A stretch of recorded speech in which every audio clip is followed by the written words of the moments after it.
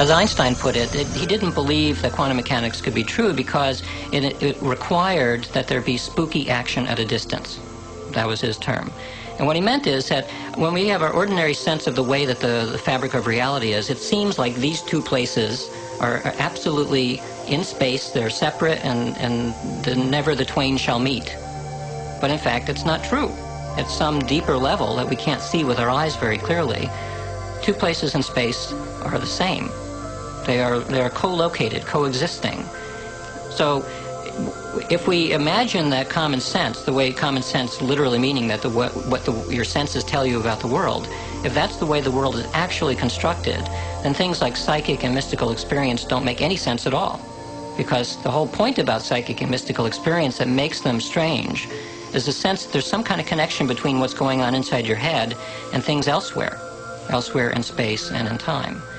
So what this view of quantum mechanics provides is a way of framing what these strange experiences are like. And it reframes it from somehow magically information is getting inside my head from signals or forces or something into a different view, which is that in a sense your head, yes, is here, but it's also spread out through space and time. And so when I'm able to get a telepathic impression from somebody at a distance, it's not because I somehow jumped out there and got it, but because at some deep level, my head and the other person's head are co-located. We become entitled all the time when we communicate telepathically. Those experiences are so striking. I literally can read your thoughts if I become entangled with you.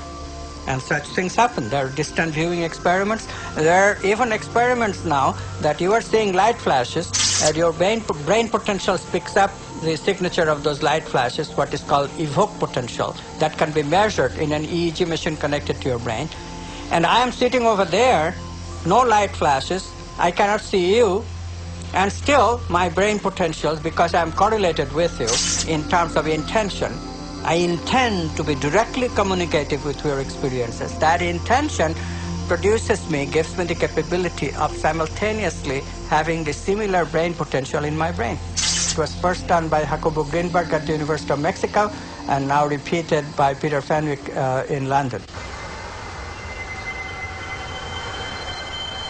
The day should be the sunrise. It should be the beginning of great thought. I wake up in the morning and I consciously create my day the way I want it to happen. Now sometimes, because my mind is examining all the things that I need to get done, it takes me a little bit to settle down and get to the point of where I'm actually intentionally creating my day.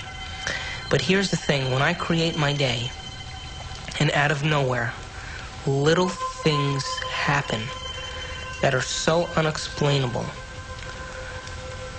I know that they are the process or the result of my creation. And the more I do that, the more I build a neural net in my brain that I accept that that's possible. It gives me the power and the incentive to do it the next day. And we all create our own realities. And we do that because we are the observer. We are each the own observer of our own reality. And each of our individual consciousnesses creates our own individual reality in the most amazing way. My son, Evan, the physicist, says, you know, it's an additive thing. I mean, if I'm holding one reality and someone else is holding another reality, I mean, it's the Super Bowl this afternoon. And the reality that the Eagles are holding is a different reality than what the Patriots are holding. And only one of those realities are going to be the real reality. So there's some additive, and there are interference patterns. Well, I think if we keep quantum physics and the understanding very simple for the layperson, that our observation has a direct effect on our world. I think if we keep it very simple, then people can get about the business of beginning to practice the skill of observation. See, the subatomic world responds to our observation, but the average person loses their attention span every 6 to 10 seconds per minute. So that doesn't leave a lot of room for our attention span. So how can the very large respond to someone who doesn't have the ability to even focus and concentrate? Maybe we're just poor observers. Maybe we haven't mastered the skill of observation, and maybe it is a skill. And maybe we're so addicted to the external world and so addicted to the stimulus and response to the external world that the brain is beginning to work out of response instead of out of creation. If we're given the proper knowledge and the proper understanding and given the proper instruction, we should begin to see measurable feedback in our life. If you make the effort to sit down and design a new life, and you make it the most important thing, and you spend time every day feeding it like a gardener feeds a seed, you will produce fruit. We are running the holodeck. We are collectively, it's there, it has such flexibility that anything you can imagine it will create. And you learn, I mean, your intention causes this thing to materialize once you're conscious enough. Yes, so what is consciousness? What is consciousness?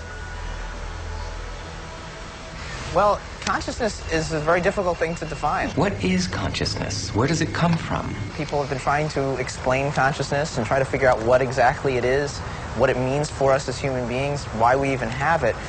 On a simple way of defining it is it has to do with awareness, and in particular it has to do with awareness of the self. That's at least how we as human beings have self-consciousness, so that when we look in a mirror we recognize that it's ourselves that we're looking at and not some other person or some other animal. And do you think science will understand that better than having to handle a hot potato called consciousness that has so much cultish religion, backwater voodoo attached to it? Consciousness has been left out of the equations of physics in general, as well as quantum physics, for a very simple reason. It's easier to do things that way.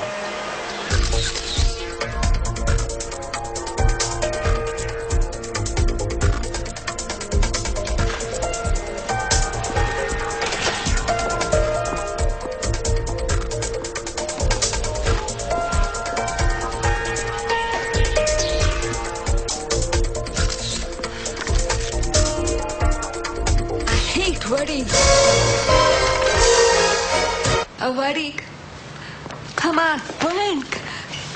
This is a good assignment, if you'd see it that way. What to see? I do. They did. Oh, God, Amanda. I mean, you live in your past. I mean, everything with you is about what happened. You hate churches. You hate weddings. You hate guys. Consciousness, we have great trouble defining it. To me, consciousness is a byproduct of spirit entering dense matter. But we have a long, long way to grow before we get to the stage where it is meaningful for us to ask the question, will we know God?